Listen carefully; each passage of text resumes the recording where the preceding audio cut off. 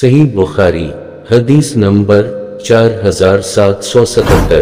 حضرت ابو ہریرہ سے روایت کرتے ہیں کہ ایک دن رسول اللہ لوگوں میں کھڑے تھے کہ ایک آدمی آیا اور عرض کیا کہ یا رسول اللہ ایمان کیا ہے؟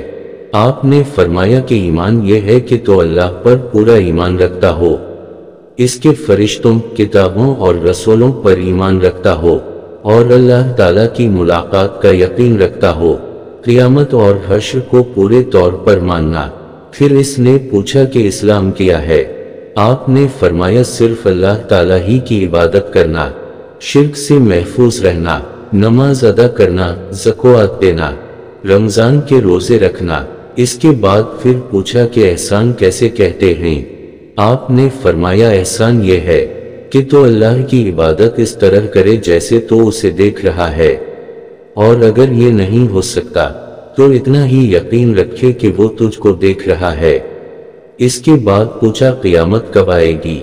آپ نے فرمایا اس کو میں تم سے زیادہ نہیں جانتا، ہاں یہ بتاتا ہوں کہ اس کی علامتوں میں سے ایک یہ ہے کہ عورت اپنا خاوند جنے گی، یعنی بیٹا بڑا ہو کر اس کا خاوند و مالک بنے گا، کمین اور جھوٹے لوگ بادشاہ بن جائیں گے۔ اس کے بعد فرمایا کہ 5 باتیں ہیں جن کو صرف اللہ ہی جانتا ہے۔ ایک یہ کہ قیامت کب آئے گی، دوسری یہ کہ بارش کب ہوگی، عورت کے رحم میں کیا ہے۔ اس کے بعد وہ آدمی چلا گیا۔ آپ نے فرمایا اسے ذرا واپس لاؤ، ہم نے دیکھا مگر نہیں ملا۔ آپ نے فرمایا یہ جبرائیل تھے، لوگوں کو دین سکھانے آئے تھے۔